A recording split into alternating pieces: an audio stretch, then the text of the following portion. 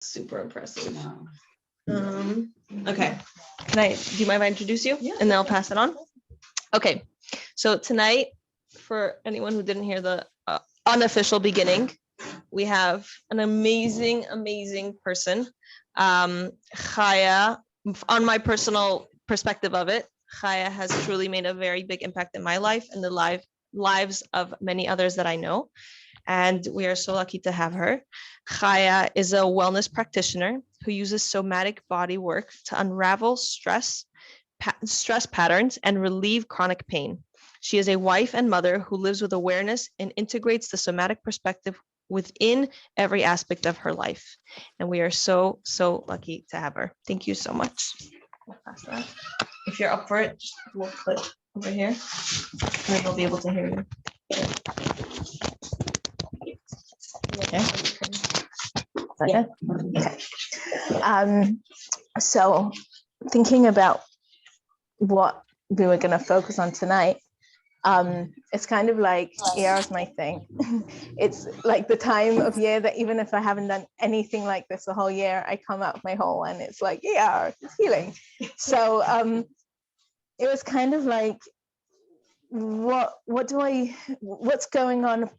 You know, she said, you know, this is not just my work, it's my life. It's something that I would say take pride in, you know. This is how I live, and this is what I learn, this is what I do, and it's what I share with who I am, and what I do for myself is what I share with my clients, in obviously according to their needs. So as I was saying, well, what's going on for me, it actually made me realize something that had happened for me as we came out of Pesach. And kind of, well, we think of what's Pesach. Pesach is hard work. It's actually the physical, grueling work of taking each piece of chametz. Chametz is our ego. Chametz is our resistance, and actually taking each piece and trashing it. And I was thinking, well, what actually happened to me between Purim and Pesach? I actually had a scenario with one of my kids' school where they were trying to dig into one of my children's behaviors and what was going on, and being very judgmental, sometimes schools do. It's not a school in Crown Heights, so no one knows which school it is, it's okay. But just as a reflection of what was going on for me. And it was a lot of conflict, not when I reflect back, not even so much between me and them, because my son is my son. He's going to be my son. He has special needs, so it's very complex. And he's going to be who he is, whatever I do for him. And, but I realized the energy in me was one of literally having to dig through, having to justify, as in like, what piece do I keep? What piece do I throw away? And how do I do it? And how do I get through this resistance? And Pesach vacation was amazing, because however hard it is, it's like your kids are yours, and you go on trips and you have fun, and we're all exhausted, but you're in a bubble and you just kind of really enjoy your children when you can actually have your eyes open after all the exhaustion. But then once you send them back to school, and then as I sent him back to school, I was suddenly like, came to the realization of, have I ever actually spoken to them about him, about his journey of having special needs, which is actually very different than most children's. And maybe that's why, maybe they actually don't understand his journey, and that's why they're not understanding him. And maybe if I was communicating better with them, I could actually, like, maybe this doesn't have to be an issue. And I picked up the phone to them and I spoke it through, and they were like, oh, I get it. And it's only what I realized, what Iyar means so much is that, in contrast to the Nissa and the hard work, the cleansing, the resistance, it's almost a living with the opposite of resistance, actually having that vulnerability, having that openness, having that ability to just say things as they are and communicate, and actually resonating with people so that you can be together. And obviously it was very interesting, because I always see myself as that person that does that. And what it made me realize is that sometimes Hashem puts you in that time and place. Like the Nissan was the Nissan, it was the energy of Nissan, and there was no fighting it. Like, I think I did an awesome job of doing Nissan, but Nissan's hard work. And it's amazing hard work. And it gets you to Iyar, where we don't have to have that. We have that higher energy of Hashem's doing the job. Which kind of brings to mind a story, like, you know the story of the man goes up to heaven and he sees the video of his life, and he's walking on the beach, and his whole life he sees 2 sets of footsteps, and he says, God, you're walking beside me, that's so kind of you. And then when he hits the really grueling part of life, he sees 1 set of footsteps, and he turns to God and says, like, God, where are you now? And he says, I'm holding you. And really, like, that is the energy of Iyar, of Hashem saying, I'm holding you, I'm with you, and we're going to make this, I'm going to actually pour down this energy of vulnerability on you, the ability to connect, and the ability to be together, to connect with other people, to connect with me, so that we can have this level of healing. And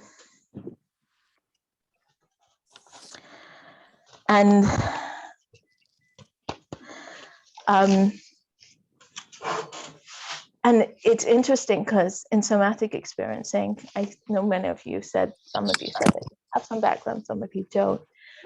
What we do is we do a few different practices called orienting and grounding, and they're all about connecting to a space around us, and connecting to ourselves, connecting to the space around us, connecting with people around us, and really accessing resources and tools so that we can feel the sense of safety, because we've all been through stuff. I mean, some of us have been through trauma, what we call trauma, and some of us have just been through life. It's like, to give you an example of, like a friend comes and slaps you on the back, and they're like, hey, and I like freeze up. Or like, when they come in, like someone comes in from behind and covers your eyes, and you're like in shock. And sometimes those are the biggest traumas, because you never actually get the chance to say, I'm traumatized. And so basically all of us have traumas, and all of us have this shock. And it's really about learning how to tap into the resources that we have in the world that allows us to access that ability to feel held by Hashem. And kind of, we all kind of turn around at those calling times and say, God, where are you?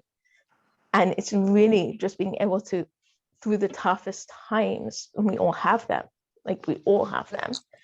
just be able to say, like, I am held. So I was wondering if you'd all be interested in kind of just, I feel like maybe tapping into some of those resources, as kind of, we can go into this with kind of a more grounded perspective. So just the way I like to do this is, you can just notice you're all sitting on chairs, and just notice what the chair feels like. Some chairs are soft, some chairs are hard, and just notice what it feels like to be sitting on the chair.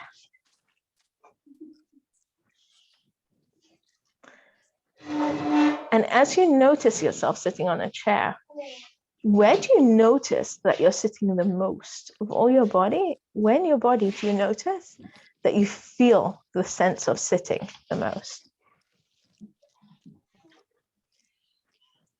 Yeah. And then notice if your feet hit the ground and what the ground feels like. Is it warm? Is it cold?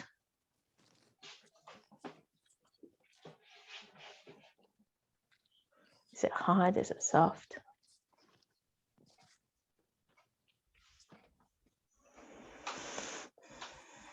And as you're noticing this, notice what changes about your body. What I usually notice is my breathing. You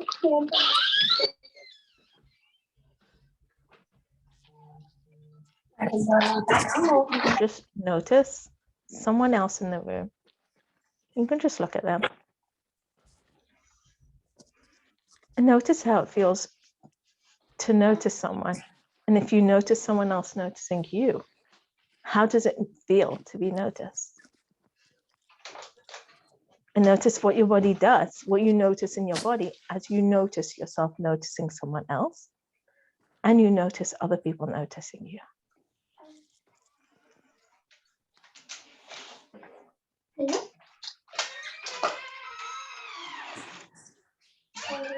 And then you can just notice one thing in the room.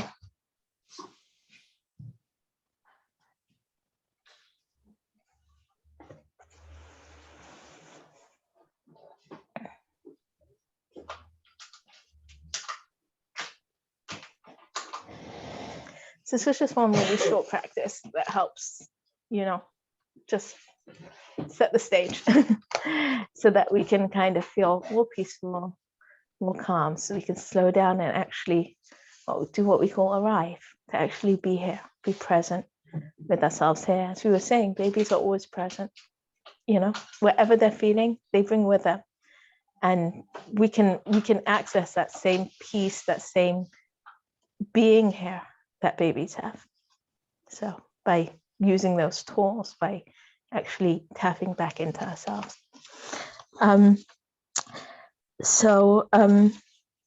Something else that came to mind as I was exploring what Iyar is, it's interesting that it's rainy season, so this really came to mind. The concept of Geshem, because Geshem, as like an older teenager, young adult, was something I always struggled with. The minute the sky was gray, I would have migraines, and it's science, the dampness in the air increases the pressure and it hurts. What? The damp, it really it gets into your sinuses. It's air pressure, and air pressure changes, they cause headaches. And I kind of accepted it. Rainy days I have headaches, gray skies I have headaches, and that's that. Until one day something made me question it, and I turned around to myself and I said, Geshem is Gashmias. Hashem wants to give me something, and I'm obviously not ready. I hate change. Change, no, I can keep the same and I'm good. And I turned to myself and I said, yeah, I hate transitions, I hate change. But then I'll turn to Hashem and say, I want you to give me good things. And then I'll get a headache when he gives me Geshem, which is Gashmias. So I need to turn to myself and say, why? And something clicked one day. And I said, I don't know how long it's going to take, but it's a commitment for me. If Hashem's giving me something, I'm going to ask myself what it is that I'm resisting when he's giving it to me. And every time it rained, without fail, I'd get a headache. And I'd say to myself, okay, I feel it right here. It's pressing on my head, and I'm not being permeable. I'm being thick and hard and resistant, and I'm not taking it in. And I just sit with it, as we do in somatic work. We just sit with it. And I drew in as many resources as I could with, I'm here, I'm feeling the sense of presence and the grounding. And slowly but surely, my headaches lessened, and I'd actually feel like Geshem is Gashmias, Hashem wants to give me Gashmias, and every single time, and literally, I would see it every single time. You've been to my room in where I work now. I can tell you, it was the day that the tenant moved out of that room. It was a storm, and I booked a client for that night for 7:00, and she told me she would be out by 6, and I was like, I knew she was super clean, and I was like, I just need to sit on my massage table and I can work in there tonight. And it was a storm, and she was still waiting outside when my client came. Literally. And it was so much rain that night, and that room has been such a bracha. It's completely changed what I do right here so much. And I can tell you, since then, every single time I can feel that there's a massive rain, and I'm like, what's Hashem going to give me? And he always does. And Hurricane Ida, is that what it was called? The last hurricane, the one that everyone got flooded. So again, it was pouring of rain, and I was watching it climb up, and I was trying to push it so it wouldn't flood my house. And at one point, I saw it coming up and up and up, and I knew it was coming up above where I could do anything.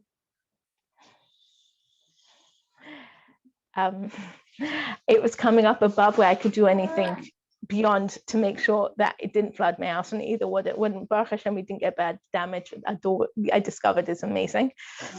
So Baruch Hashem. But I literally at that point I actually just physically sat down in the mud, in the water, and it came literally till here once I was sitting, and I said, Hashem, I know you're going to give me something really good, because outside in the puddle.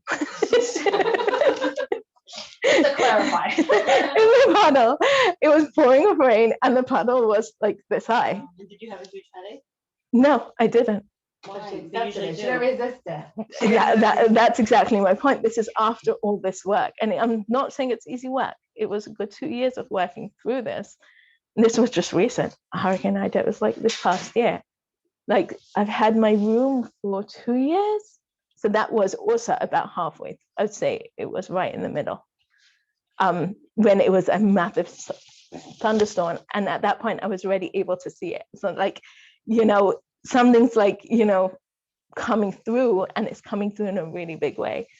And again, I could look back at that point and I could see a massive bracha came into my life. And Baruch Hashem, I was able to accept it and enjoy it, and it was fun sitting in the puddle. I can personally, in my own life, at this point, I can make the connection between Geshem and actual Gashmias. And I'm saying it's in Gashmias, like what I was saying, I guess my work room is also a spiritual thing, because healing is a spiritual thing. But then again, Gashmias is Ruchnias. Every bracha is a Ruchnias. Like every Gashmias is a Ruchnias. And I can see how in my life, every time I see that there's a Gashem, and I'm like this is too much, and then I'm like, but I'm open to Hashem's bracha. I actually am almost always able to make the connection to why it is that it's suddenly a massive Gashmias. That's my point, that the Geshem is Gashmias. Yeah. Like what would be one example besides your headache, which is huge? So after I was able to stop resisting, I was able to see the bracha. That was my symptom that I had. That was a physical symptom of resistance. And once I stopped resisting and was able to say, Hashem's healing, Hashem's sending Geshem to heal me because he wants to send me Gashmias in my life, then I wasn't resisting anymore. So I didn't have the headache, and I was able to accept the bracha.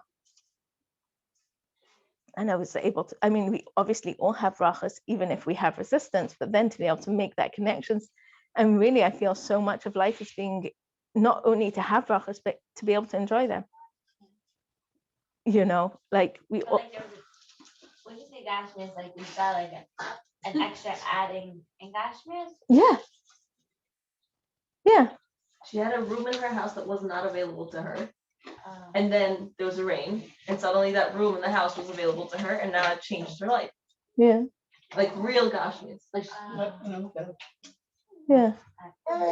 Yeah. Every time it's actually, like my husband does some freelance work, so suddenly he'll get a new campaign that's like everyone loves, and like he'll get a new campaign to work on that people love and they feel so supportive of. Whereas before he was working for something, like he was doing something that was like, no, like was thinking per hour. But it's like, when you find something that people are passionate about, you connect with them and you're suddenly doing so much more. And that's Gashmias. So it is the Gashmias. So in addition to being the rainy season, it's very interesting because I've been studying lately about seasons besides in general, and I've noticed I guess a lot of people have spring allergies, and again, all these things are physical. The same as the rain, it's the air pressure. In spring, there's pollen. I almost like the way I see pollen is like almost like tree hormones. Like the trees are waking up, they're growing. We have our own hormones, and we all have our own hormonal issues and imbalances. And then comes the tree hormones, and it's like, and it sets you all off. And you can justify it and say, like, that's it. I'm going to be hormonal the whole spring. I'm going to have my allergies, and that's it. And then we can challenge ourselves to say, well, the trees are waking up, and that's waking me up. And especially those of us that have trauma, that's stuck in what we call freeze. It's a state where the body wants to kind of stay stuck. Winter's very comfortable for people that are in freeze because they don't have to respond to activation the same way as rain is too much. It's too much to be permeable, too vulnerable to be open to change. The same way to wake up to spring, to challenge, to growth, to expression, to take off your coat, to be seen beautiful. Yeah, it's very I like my sweater. I'll keep it on as long as I can. Yep. I'm a freeze person too. I completely relate. Completely relate.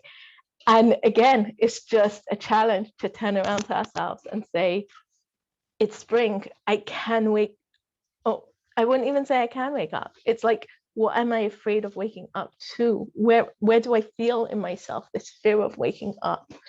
And what is it about waking up that's too much for me? And to actually nurture ourselves and connect to ourselves so that we can actually start to feel the fear.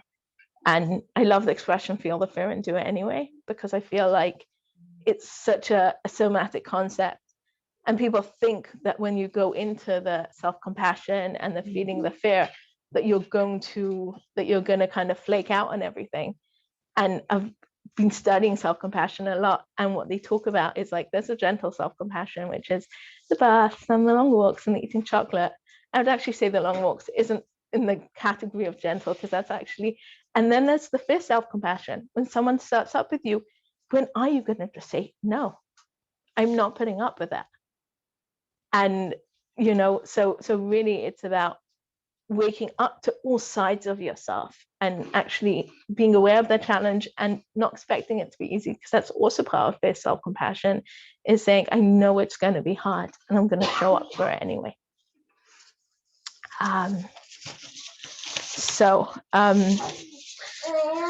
To tap into some of the ideas of what we're doing in Iyar and what the Avodah is.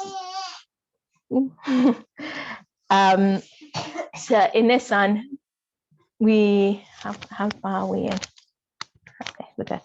In Nissan, we had Yetziat Mitzrayim. We went out Mitzrayim. And what's the Avodah there? It's the Avodah of Skafia. They left Mitzrayim. Baruch Ha'am, they went out, and there's an expression, you can take the monkey out of the jungle, but you can't take the jungle out of the monkey. So like monkeys, what are they? They, the instinctual creatures. And if they see food, they'll grab it. And whatever their instinct is, you can take them out of the jungle, but they'll still be monkeys.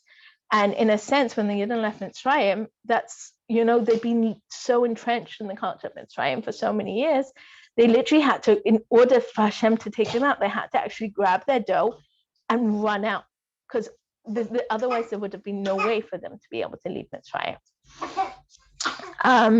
So this is the idea of the Chaylesh and Strasberg, like when someone has an illness and they heal from it, most often they'll still have a scar from it. They'll have something that they're left with that marks them.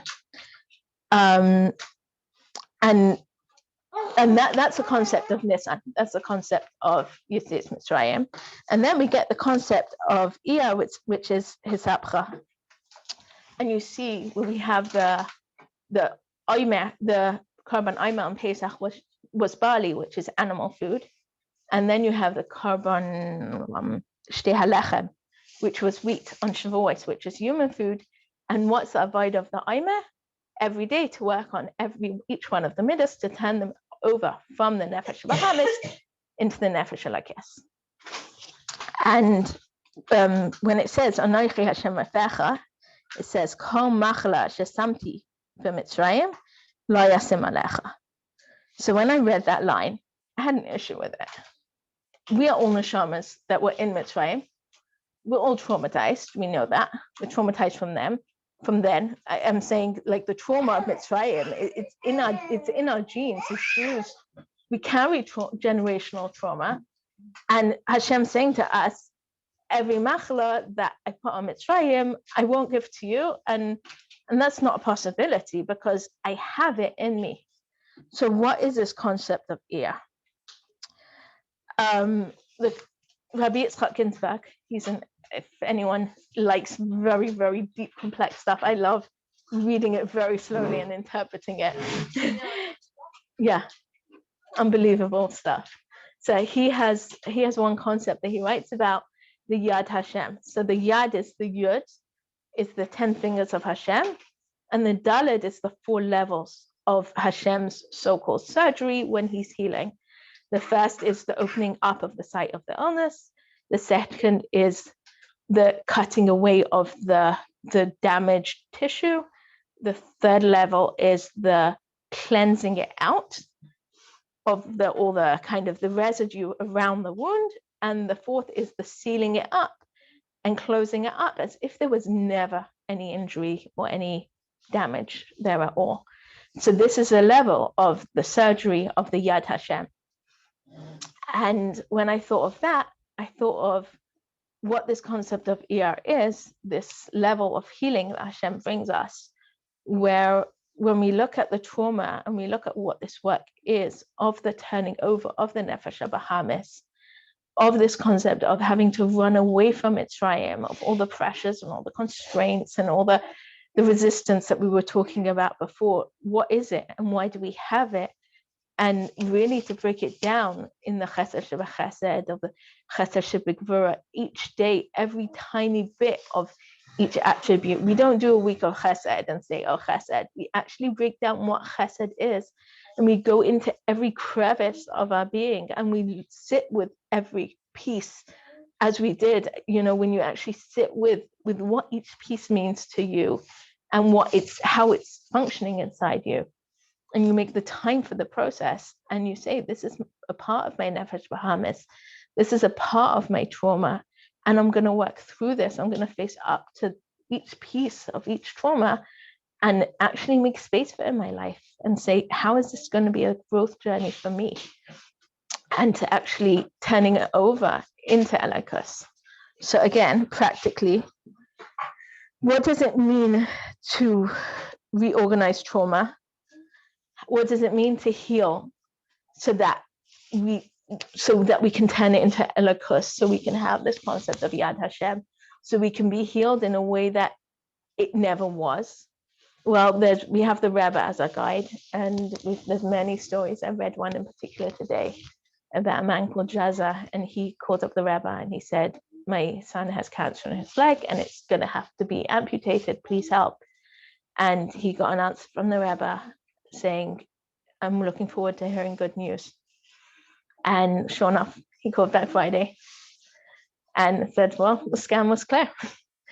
And that's, the Rebbe really believed in that healing. And he called us to believe in that level of healing. Yeah, where the scan was clear. It wasn't there. And he called us to believe in that level of healing. And he still does call us to believe in that level of healing, where we can really have, complete healing as if it never was. But from a practical perspective in my life, I was working with a client recently who had anger issues with her father had anger issues. And she was sitting with it and she was holding back and she was talking about the physical pains that she was having. And at a certain point, so she was saying she had this pressure in her neck.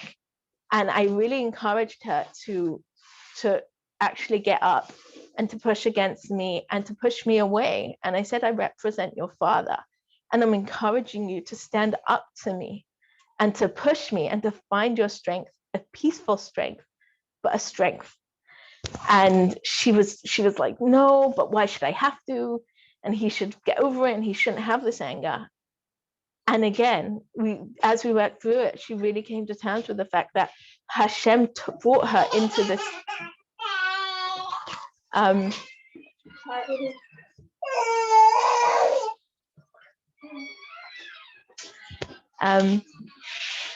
Hashem brought her into this journey with this father because she has a piece to do in this journey, and it's her gift to the world to show her strength, to actually show up and say, this is my space and no one will enter it.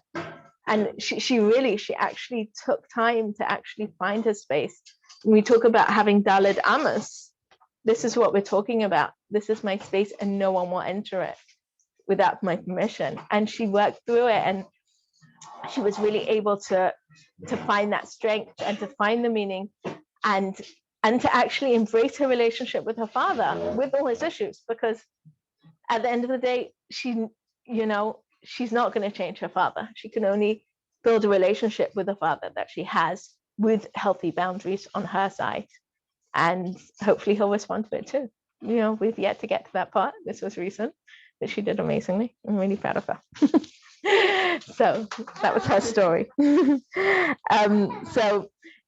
It's interesting because actually my notes here, so I put in the idea of the gentle self-compassion and the first self-compassion, and we talk a lot about something called healthy aggression, because very often we kind of expect someone else to change. We expect no one to infringe on our boundaries, and when they do, we go and eat chocolate, and it's like, no, it's my responsibility to protect my boundaries. And I can eat chocolate if I want to, when I want to, but it's nothing got to do with the boundaries. Chocolate should never be anything got to do with boundaries. Boundaries are boundaries, and chocolate is chocolate. So it was really nice to see her actually realizing that, hiding away in her room wasn't an answer. She's denying her father relationship with her. She's denying herself relationship with her father, and even more, we take these issues to the next generation, and we all do anyway. But the more we work through, the more awareness we can do it with. And Yad Hashem, she's. But like, he's not gonna have a proper communication. He can be angry. What? He can be angry. And then she's not gonna have a proper relationship. He's going to be angry anyway. So is that really building a relationship? Whatever relationship listen, if your relationship material, people, so it's an interesting one, because they say very often that there are times, I haven't seen it past, I have seen it in one case personally, actually. There was one relationship that I did fall away from, but it was very peaceful. A friend that we just stopped reaching out to each other. She was very critical. And as I did more and more of this, as I studied more and more of this and kind of naturally integrated it into my life, as I integrated it into my life more and more, I just stopped being tempted to call her, because So that's not building a relationship, that's like separating from a relationship. yeah, but in every other case, I can have relationships with all kinds of people. And I have a friend I speak to, and she's very resistant to being self-aware. She's actually very into being self-aware, but she gets swept away with her emotions. And the whole time, if I'm giving her suggestion and she's not taking it, and I'll just be like, okay, let's change the subject and we'll move on. And we have the funnest relationship, and everyone's like, how? Because I'm not trying to change her life. If we get into that rut of me trying to change her life, and I realize that she's not interested, it's like, change the subject, and we'll find a million other interesting things to talk about, because you know what? Her problems are not my problems. I love helping her. You'll actually say like that shouldn't happen. With her, yeah, but that's our dynamic. What I'm saying is, you find the dynamic that's healthy. With her, it's let's change the subject. With someone else, it will be something else. But it's a friend, and she's aware that that she doesn't like people to change. She likes to be able to sit in her problems, and I'm like, okay, fine, your problem, like, enjoy it. And then when she comes out of that space, and she'll laugh at it, and it's cool, like, it's great. But we can be friends, because I don't try to change her. However unhealthy her habits are, it's not my problem. I can have a friendship. So we shouldn't have to give up on our friendships, on our relationships, because someone else has problems. I've also seen how somebody could set their healthy boundaries and their mode into the relationship, and the other person, without anybody trying to change them, but the other person kind of adjusts That's it. based on that. And it Yeah. can make a very powerful shift, and then they can, even though you never tried to change the other person, just by you working on yourself, that in of itself will work. Yeah, it is. And they say in marriage, they say most of the good therapy happens independently. I don't agree completely in marriage. I do think it's very independently. I don't agree completely because I do think marriage therapy is very, very important. But I think they both have a very powerful impact. I don't think either work without the other. And for that reason, you know, I think it comes to a point where there's something that has to be done together, but so much of it can be done alone, and the other person does move along. It's kind of really amazing to see.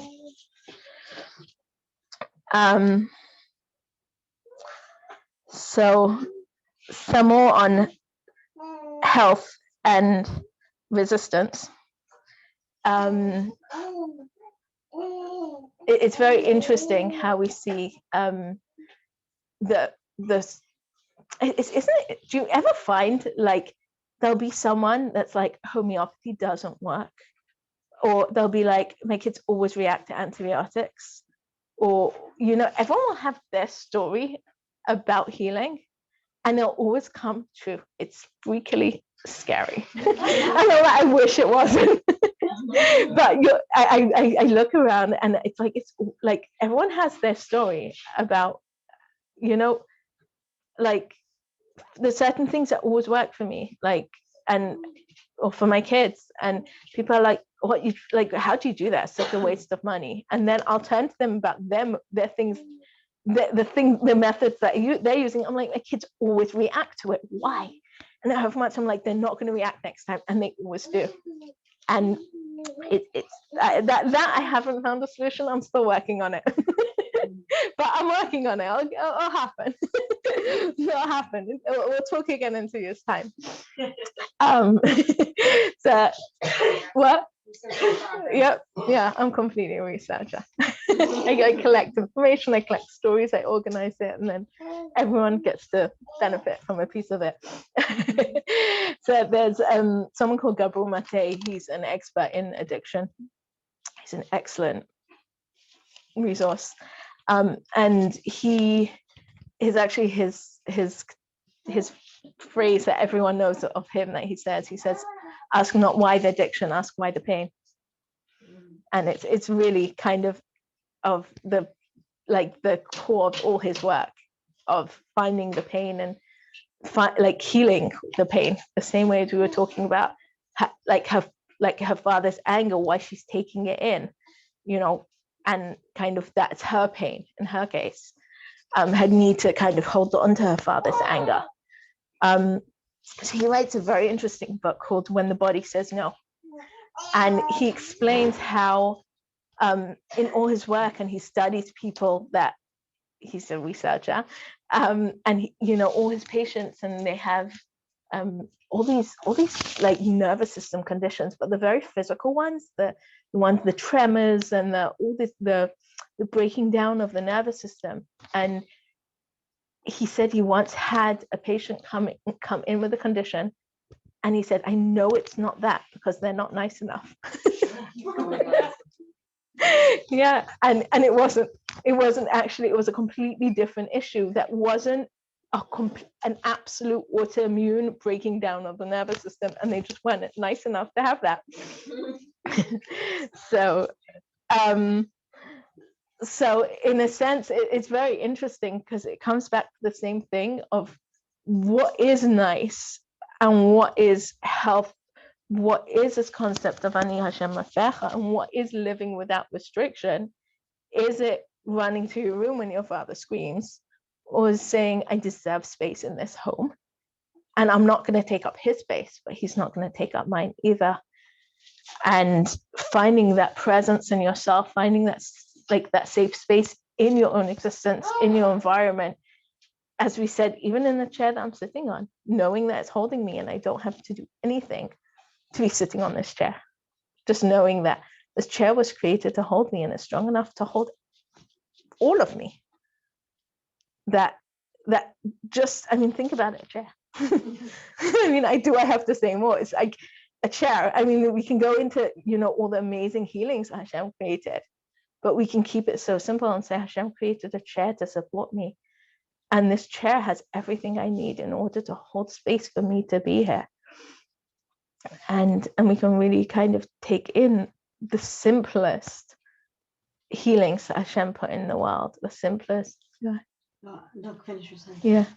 No, I'm sorry that I missed when you said the person didn't really have a movement disorder because they weren't nice enough. I missed that. I'm sorry. Yeah. What he found was that all the people that had complete nervous system breakdown were lacking in boundaries, basically.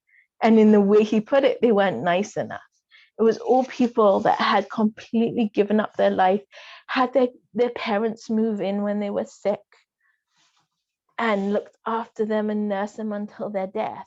And then their parents passed away, and then they got this nervous system dysfunction. So he found that in order to heal, they needed to learn how to make boundaries. Yeah. What's the name of this person? Gabor Mate. The book is called When the Body Says No. Yeah, I personally. Did they get healed when their movement disorder? So you can read the book. I'll tell you, I didn't make it to the end of the book because, I think it's an important philosophy to know, but it's a bit depressing because it's a lot of work to get through it and to know how damaging it is to the body to have a lack of boundaries. I don't think it's helpful.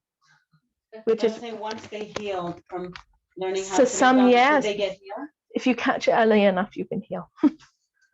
Yeah, a lot of them were way too far in. They had full breakdown, physical breakdown of the nervous system, which wasn't healable. Which is why it's good to read a chapter or two or to talk about it, the importance of it. But I wouldn't recommend that that's the book you buy. I think it's like a good title to know. There's a few books that I'll have on my shelf and I'll be like, that book, but don't buy it. And all my clients will know, like, that book, but don't buy it. It's called When the Body Says No. There's another book called The Body Keeps the Score. And again, I'm like, the title says it all. It's a book. It took me 6 months to read. You don't have to buy it, but just read the title. That's different. It's a great book. It's just very tedious. So again, there's a lot of concepts that are important to have in your awareness, but to actually sit and read how broken these people were and how they were literally killing themselves. I'm like, you need to know, but you don't need to read chapter after chapter after chapter. So and at that case, when they were, I see people I see people like me and you, and I see people healing, and I see people really overcoming thyroid disorder by finding their voice. I see it because it's on the level of what we're dealing with. I mean, I hope that most of us are relatively healthy with our small issues. And you talk about like blood sugar regulation is about dealing with exactly what we're talking about now, resistance, like that resistance to balance. A lot of these things are related, and that's a lot of the things I do see people finding that strength and that ability to regulate themselves, and it does pay off physically. Yeah, so yeah, it is possible on this level to heal through emotional work. Like emotional healing is very, very powerful, and it's possible to heal. And again, like we do it, we look at ourselves in this state, and we, as where we are now, deal with it so that we as I said, he was like a hospital doctor dealing with dealing with the most horrific stuff, like crazy, like, yeah.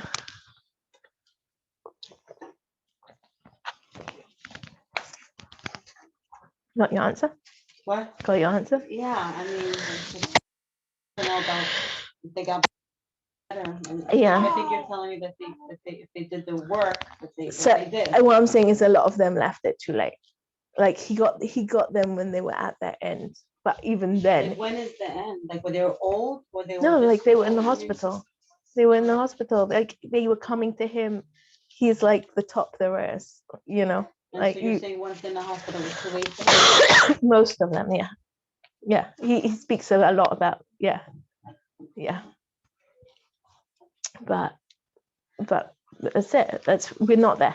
That's my point. We're not there, and we're dealing with our stuff now. So we don't get there. Yeah.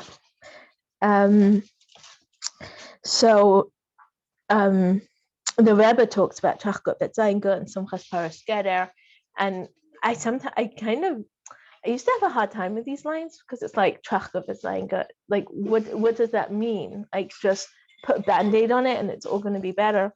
But I find that sometimes when you really are able to sink into these concepts and really say, what do they mean to me? You can come up with a whole nother layer of what they mean to you somatically. Like, what does it mean to think good?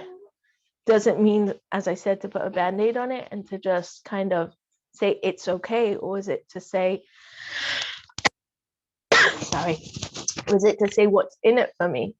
And as I said, with my struggle with my son of Nissan, I was like, what's in it for me? And actually, for me, I actually realized that in having to justify myself, I made a really big mistake.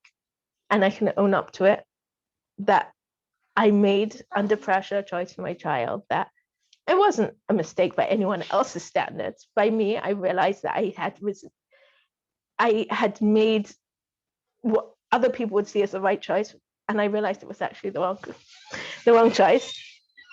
And to actually realize how it's so important for me to own my parenting and to not have to justify myself, not have to tell anyone what I'm doing, and just actually do the right thing for me. Thank you. To do the right thing for me, because I know my child, I know his journey, and I know what the right thing is, even if it's not conventional. And so, to actually engage with it and say, I'll probably never ever do that again. I'll probably never make that mistake again. I'm going to make mistakes for the rest of my life. But to actually realize that I came out stronger, and I know that I have strength, I have boundaries, and I can be questioned, and it's okay. And no one's reporting me to the ACS. Like, we all have our fears, every one of us do.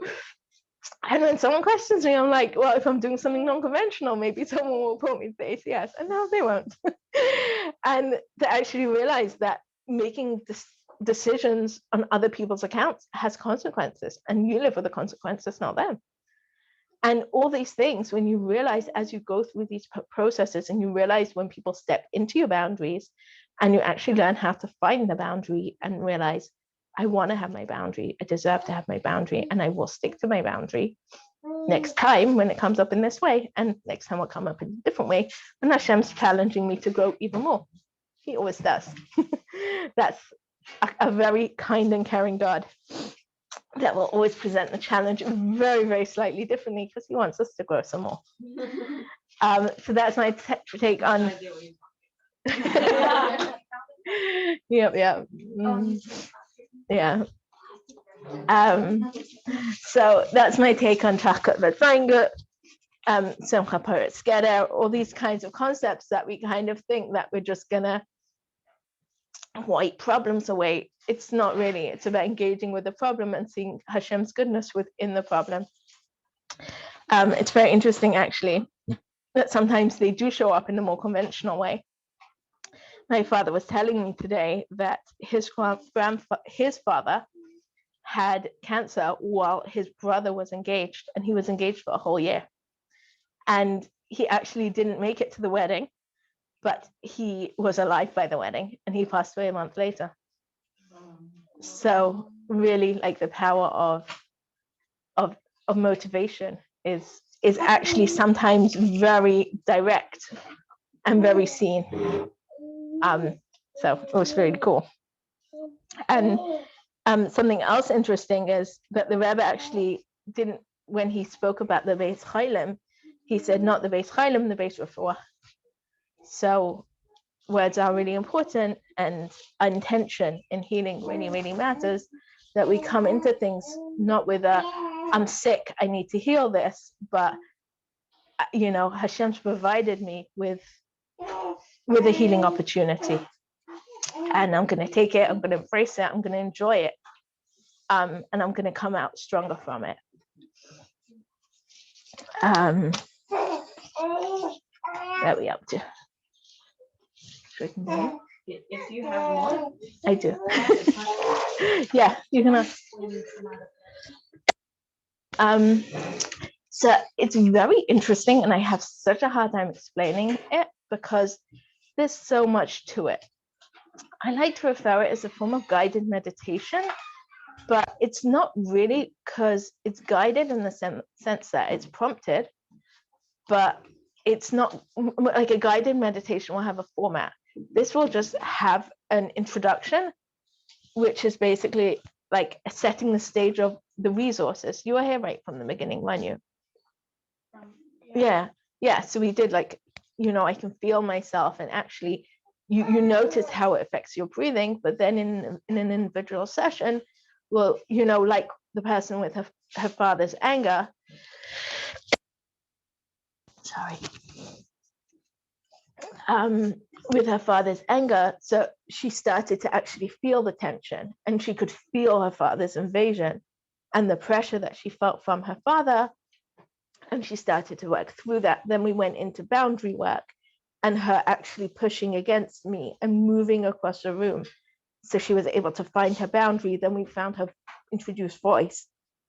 If the pain was able to say something, what would it say? And then she went into what she would tell her father. And then we went into, well, I heard you, but I'm not convinced that you meant it. So she was actually had to say it again and again until she was actually convincing to me and convincing to herself. That's like, yeah, you don't mess with me. And then she was able to process it and how that affected the sensation of her body and her whole, the way her body felt different. So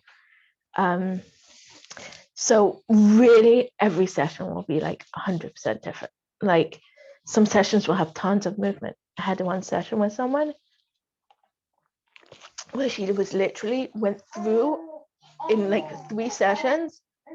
I could see her tracking movement from birth till about 5 years old. And literally throughout each session, she was like curled up like a baby. And then she was doing these thrashing toddler movements and tantrums. And then she was doing like preschooler, like lots of like climbing and self-expression stuff that she wasn't able to do as a preschooler because she was so restricted. And just physically, she was just going through all the movements. No emotional process, no story, just all movement. That's all she did in 3 sessions. And it was amazing. She felt like, I can be an adult now.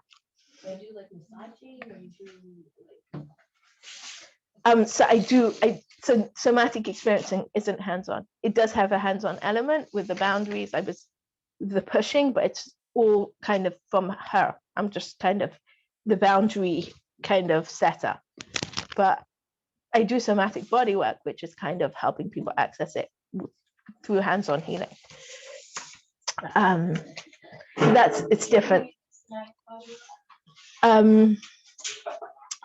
So it's kind of, a lot of people feel it's a bit like Cranial. Yeah. So that's it. But any hands-on healing has that element. It's interesting because there's something called TB, which is basically the trademark for somatic body work that I was going to study. My kids were all sick at the time, so I didn't. But it was, I would have loved to do it. And it's interesting because all the people that did it, what they came out with was that they had that from the somatic experiencing, they'd got amazing results. But sometimes when there's so much generational trauma, people are stuck in such a free state that it's so hard for them to access all this stuff. They're so under the freeze that you need to do some of the releasing the freeze for them before they can do it themselves. So that's what it is. It's basically that channeling, tapping into their freeze. So how do you do that? What do you mean hands on? What do you put your hands on? Wherever it is. So how does that compare with cranial sacral? So that's what I'm saying. Cranial has a very, I feel like I've never taken a full cranial course. Most of my teachers have studied cranial and communicated parts of it. And I've done a lot of cranial for myself, and a lot of my friends have studied cranial, but there's something about a certain protocol, a certain system, and a certain language that cranial uses that they use. So it's a system. As far as the outcome, the process, the listening, the rhythms are very, very, very similar. But the protocol and the language and the methodology of cranial is very, very specific to them. It's not that different, but I'm saying the process and the outcome is not that different. The protocols and the language and the method, like not the method, the methodology, that's what's very specific about cranial, but a lot of people say it feels very similar. I mean, if there's trauma in an organ, you get into an organ and you help it renegotiate. The same way as a cranial practitioner would listen into an organ and help do exactly the same thing. Would you say it's mostly intuitive, or are there a lot of methodology to the somatic? I would say to the same level, just the language we use is slightly different. It's also got a method, you're feeling in to the body's language I feel like cranial is quite intuitive. You have to be intuitive to do cranial. And in the same sense, yeah. And it's interesting because my first experience with somatic experiencing, the teacher was kind of saying, oh, all this energy stuff. And she was like laughing at it. And then she was doing some resistance work, some hands-on, like setting boundaries. And she had her hand, I think, like on 2 different points in the body. And I could see the connection from across the room. And I'm like, you must be joking that you're laughing at this stuff because you're doing it. It was quite like funny. And like I told her, like, a healer's a healer. You can't get away from it. Anyone could say, oh, energy, and if you're, I mean, even as parents, we're healers, as friends, we're healers, as teachers, as whatever roles we show up in, like a healer's a healer. It's very interesting, actually, because just does anyone know Alana? I'm sure someone must have heard of her. Alana, you must have heard. Yeah, you know Alana? Alana Hershkowitz. Okay. So I used to teach as I was kind of setting up when I first moved here, and I was kind of like just needed something to do other like together with my massage. And it was just after I had my twins, and I had got an appointment with her, Miracles of Miracles. And I turned to her and I said, why do I keep getting pulled into teaching jobs? And I really want to be doing only massage. And kind of it's just not coming right at that point. It wasn't, I was doing it, but I didn't feel it was there. And she said, because there's healing in teaching and it still needs you. And it was kind of really hit me very, very, very powerfully how I had my image of what I need to be doing. Baruch Hashem, that is what I'm doing now. But at that point, obviously, like the classroom still needed me. And I did it for a couple of more years after that. And then it kind of just faded away. Like I didn't get offered such good positions anymore. And I felt more established. And, it just kind of settled into the background. But it's very powerful how healing shows up. The healing that each of us need to be doing shows up wherever we need to be doing it. And we have a plan of what we want for our lives. And obviously we should follow our dream. But sometimes if we're still being pulled in a certain direction, it's for a reason, for the moment, until our dream comes true. Yeah. Can you give an example? You said you were talking about you also do somatic body healing, right? Yeah. So can you give an example of what an issue would be and what you would do, for example? Yes, I had a client with very severe anxiety, like OCD type of anxiety, where she was having a very hard time. She had a teaching job, and she was having a very hard time going to the classroom. And she came, we worked through different things that were coming up in her body. At the beginning, it was very organ related, her kidneys, her liver. As we went on, different parts of her brain showed up. Her amygdala, there's a part of the brain, I can't remember what it's called, but it's got to do with repetitive thoughts. We worked a lot with that, and then connecting it back to the amygdala. And we worked through different things. And it was very interesting because at one point, she said her toughest class, she was doing a kashrus lesson, and she brought in, I think it was a chicken I know, better her than me. No. It's funny because for someone with anxiety, she had like really bad anxiety. Yeah, she is. And I told her that you should know she's a Chassidus in Borough Park. And as she was going through it, and she's like, it's taking so long, it's so hard, will I ever overcome my anxiety? And I kept on telling her, you know what? Hashem brings you here, and it's your strength that your students need. And she's like, but it's not that type of school. It's never going to happen. Like, we're not vulnerable. Like teachers are teachers. We're not meant to be human. We're meant to just show up to class and teach. It's not like, oh, my teacher has anxiety too. No, I'm not allowed to have anxiety. And no one's allowed to know that I have it. And I need to cover up. And I said, okay, so functionally you will cover up, and you're doing a great job. But Hashem gave it to you for a reason.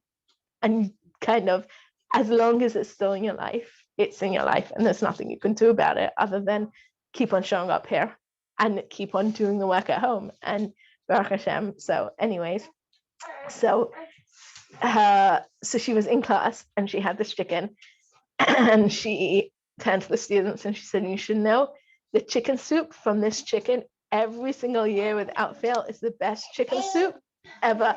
And you can even come to my house on Friday night to taste it. And one of these cool kids, I mean, cool, Borough Park Chassidus, but every class has the cool kid, came up to after class and said, Mrs. Whatever, can you offered that we can come to your house to taste your chicken Friday night. I spoke to the other girls, and we really want to. Can we? And she's like, you're for real? And she's like, yeah, I'm for real. We really want to come to your house on Friday night and taste your chicken soup. So she went to the principal, and she asked the principal, and the principal happens to be Arps's neighbor, and she said, yeah. And she made a farang on Friday night, and all the kids came over and they tasted her chicken soup.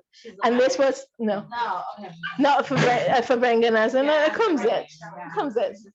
And yeah, and this was her toughest class for someone with anxiety. And she said it went so well. She had that, she said she actually sat there with them and sang with them, and she enjoyed their company. And remember, this is a Borough Park school where you're not human, you don't have a house. And she was able to actually, from that process of working through it, not only actually become comfortable working for the class teaching, but actually bring something so precious to these children who are children just like our children, and they need that connection with their teachers. And she said, I'm never going to do it. Our school doesn't believe in it. And the principal said, yeah. She did the right thing. She asked permission, and they said, yeah. So that's just one person's journey of, so there was a lot of the physical process of, it was a lot of uterus stuff, of connecting to her creativity. As I said, I mentioned kidney, liver, and then there was lots of brain stuff, a lot of spine stuff, flexibility. So you massage? So some people, if they're coming to me for chronic pain, I can tell you someone else's story, because that was more of the somatic, just alignment. I had someone, literally, I only ever saw her once. She literally walked in like this, like her head was stuck. And I was like, okay, so what's been going on? She said, my husband was in hospital for 3 weeks, and I thought he wasn't going to make it. and it was a miracle. He's alive, he's home, he's healthy. I can't move my neck. And I was working on her, and we were doing the stretching and, the range of motion stuff.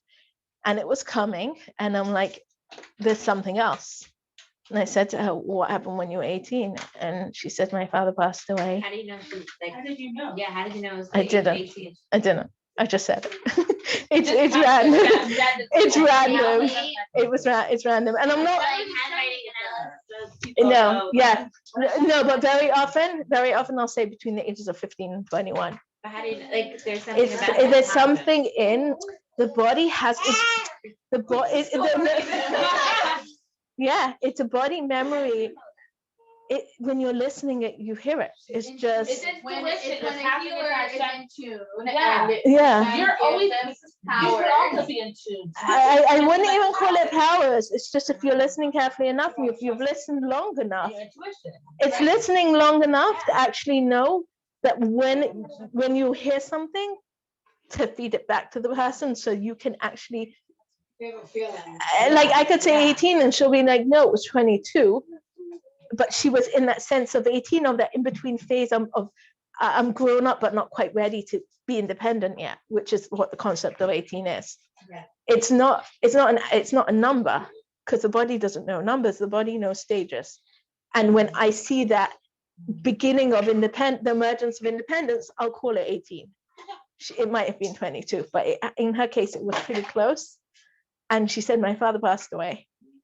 And I said, one second, you said your husband just about made it. Yeah. You thought he wouldn't, and you got stuck there. And now he's made it. Your body's like, oh, now I can freak out and say, she wasn't able to do it while he was sick, because she was managing. And the minute her body could start talking, it spoke and said, I got stuck here. And she walked out full range of motion. I never saw her again. Hopefully, because she kept her full range of motion. No. This was about 3/4 way through the treatment. After we'd done all the range of motion stuff. What range of motion when you massage her neck? The movements, the stretching, the massage, I'm saying it's more than just massage. There's muscles. Some of them you can't massage, but you have to actually no, I don't do cracking. I don't believe in cracking. Yeah. Why don't you believe in cracking? Because it's like you push and shove, where's the support? It's exactly the opposite of the somatic. It's like I expect you to be strong and straight without giving you any support, which is exactly the opposite. So no, I have a chiropractor that I love. I was there with my daughter today, and my daughter, who was very, very, very, very quiet, she literally was on the table, did not stop talking. He was working in her mouth, and she was just jabbering away. And we were just laughing. And he said it's going to take 9 months. And he's been going to her. I've taken her, I think, for 8 treatments over the course of 5 months. And she was literally could not keep her mouth shut talking. And I think that's but then again, he's not all about spinal alignment. He's about creating a support system throughout the body. And massage doesn't do that. It does. I mean, I use practitioners that work like me. I can tell you his name. He's unbelievable. Is he close by? Williamsburg.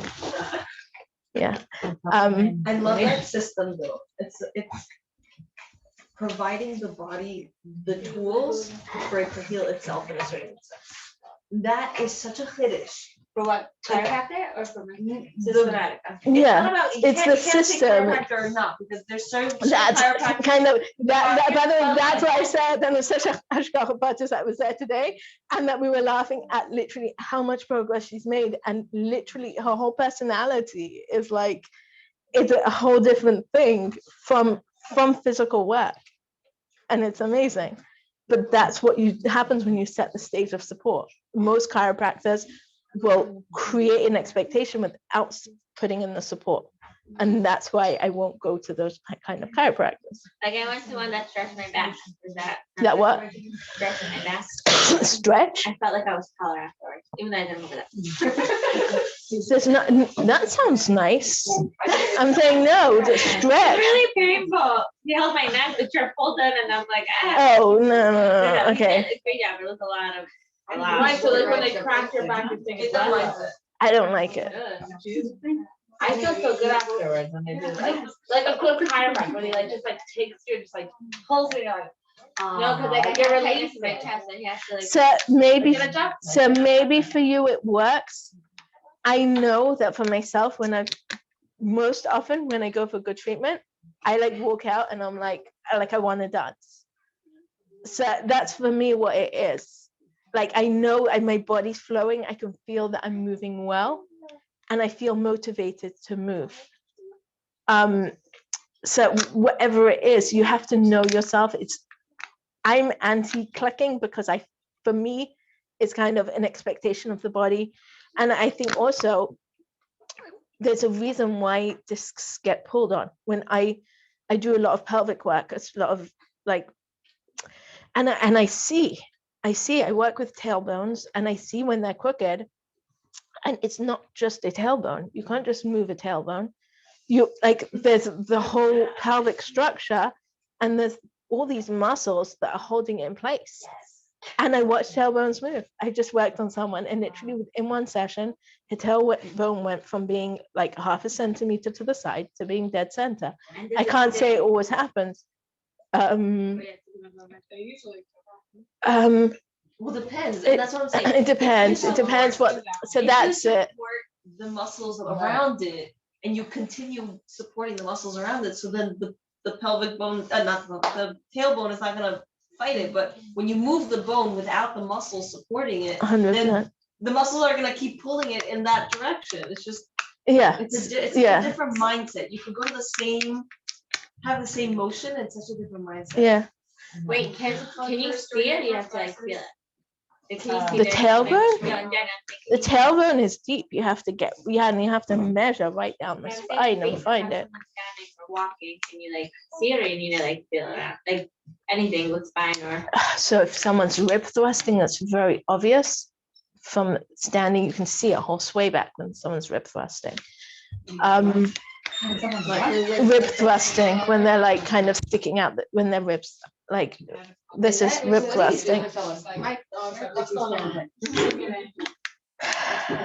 How old is she? 5. It's very hard at that age because it's such an in-between. It's such an in-between age, and I don't know anyone. I don't know. It could be. There's something called the galant reflex that could be, and you can hold her. If you want to do it yourself, just hold her mid back and see if it helps. Google the galant reflex. There's a few exercises that you can just do gentle holds down the spine. What? No.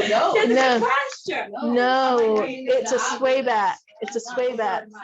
Oh, really? Yeah, it's like this. It's a sway back. It's when the belly sticks out, because with the massive bellies. Rib thrust. But she doesn't have it. Like I don't know. If She doesn't? You see how she stands? Always standing like that. Yeah. Yeah. I would also maybe do some like diaphragm work, some upper belly massage. That is probably, yeah. Because at this point she probably can't. And then you can also, you know what I love doing with my kids? Animal movements. So animal movements. It's like, oh, let's all crawl like a snake, or that way you give her options. Like there's a cat. Right? What? Something like you go down. Yeah, cat, cow. Yeah. That, like, just to give options. Yeah. It's very interesting because I was actually thinking about the story of the client who had the father with the anger issues, and to relate it back to the idea of the Omer and the converting on Nefesh Bahamis.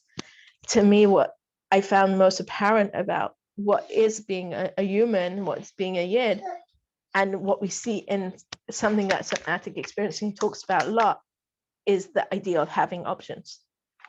you know, I don't have to stick up for myself. I don't have to carry away. I don't have to do anything. I don't have to eat chocolate. They're all options. They're all possibilities. And I don't have to, I can do a part of each. And it's like, and when I first learned somatic experiencing, everyone, like the biggest question is like, is it this or that? And she's like, there's no or, there's and, you know, and it's just the ability to kind of not be all the way there, like not to expect yourself to, it's not like, am I going to get a migraine like when it's going to rain, or am I going to be able to be perfectly okay with everything? No, I'll just be where I'm at right now. You don't get migraines anymore, do you? No, Amazing. I still get spring allergies. We're working on that. And what was the thing I was saying? I'm like my next goal. There was something. What was it? There was something I was saying. I'm like, no, I'm not even like, I'm like at the early days that will come back in 2 years, and I'll be, yeah. Well, the spring allergies are a little better this year, but I'm a bit coughing. I was just reading about that last week. What about I could send you the article. about the emotional stuff? Yeah. I love The it. website as well. Yeah, because I'm very passionate. I have seen massive progress over the past 2 years, but I still have it. Like, I just stay off and do some park yeah. They're walking the blocks and they're all on the same tree. Oh, yeah. You feel like different trees have less of an exposure. I have the same tree exposure a lot, and just a lot of it and many times. It's interesting. That has to do with it. It makes sense from a physical perspective, like from the hormonal perspective. If you see it as like what I was saying, the tree hormones, it kind of makes sense. It does make sense. So what about men? They also have hormones. Yeah, and they also have freeze. Like I'm saying, the reason why it is, it's that freeze is that I don't want to wake up. I don't want to have to process this. I don't want to have to engage with what the challenge is. And yeah. Are you talking about women's hormones or the trees having hormones and us getting a reaction? Yeah, A no. physical reaction. You know, it's a physical reaction to the fact that the trees are waking up and they're calling us to wake up. It's funny because I think there are less men with allergies, and Like that's not bad. It's not a hormone. It's the trees are. yeah, but they're calling us to yeah.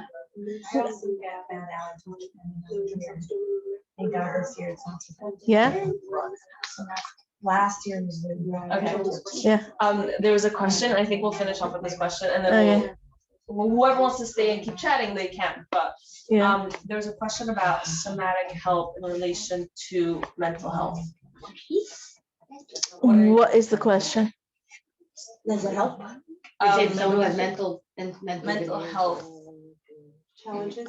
Yeah. So I'm gonna take it kind of however I take it. When someone, I mean, like I was speaking about someone that had OCD and anxiety, it was a very safe grade of it, and I was the only practitioner, she was saying, and I kind of said like she made amazing progress.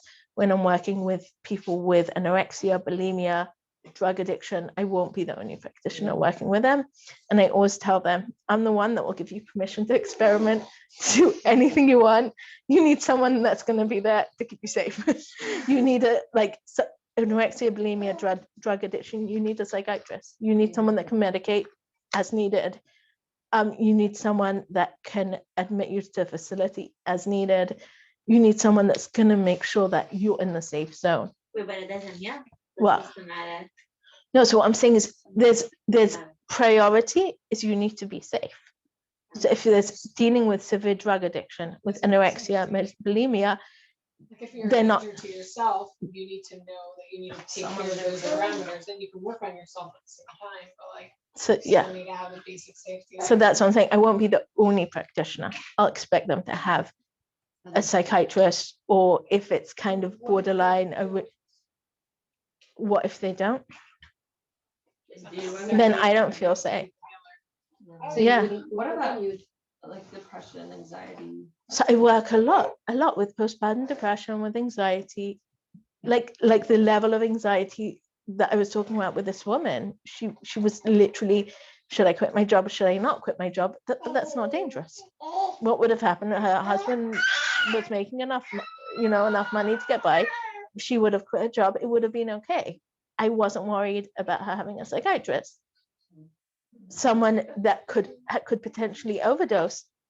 And if they don't have a psychiatrist, that's not responsible. I can't be working with them when I don't feel like they're safe, because I could be bringing up stuff. Right. You don't know when you start engaging with your trauma what's going to happen. And if they're on abusing drugs, I can't take responsibility for that. I won't. And how does this process work with something like depression or anxiety? Or I feel like that was a really good one. I had another person with OCD also, and it was before I learned somatic experiencing, and she actually had a therapist. It was quite severe, and after about 3 sessions, she hadn't told the therapist that she was working with me, and the therapist turned to her and was like, "What happened to you? Like, you're actually doing what I asked you to do." And yeah, and I barely see her. I saw her like for 6 weeks weekly, and then again 6 times of like every 2 weeks. And now she'll call me when she's in a rut. Every 6 to 8 weeks, sometimes 3 months, just as needed. And she'll call me, and sometimes if I don't have an appointment for 2 weeks, by the time I see her, she'll be like, I feel better already. I just needed to connect to the fact that I'm going to do something for myself, and then I could kind of get my act together and realize I just have to go over it. And she still has OCD, but she's just got herself a job. She's amazing, and she completely manages her life with OCD. And that's always my goal. My goal with people isn't to not have OCD. Specifically with OCD, it's like, okay, so when she makes challah, she'll warm up the water and check that it's the right thing, and she has her whole ritual, and it's like the challah gets made, her kids get fed, her kids get hugs, and she actually got herself a job now. And what could be better to live a good life? So yeah, did that answer the question? yes, thank you. Okay. So much. Okay. I think I'm gonna say thank you so much. Thank you. Next time we'll have you again soon. I'm going to.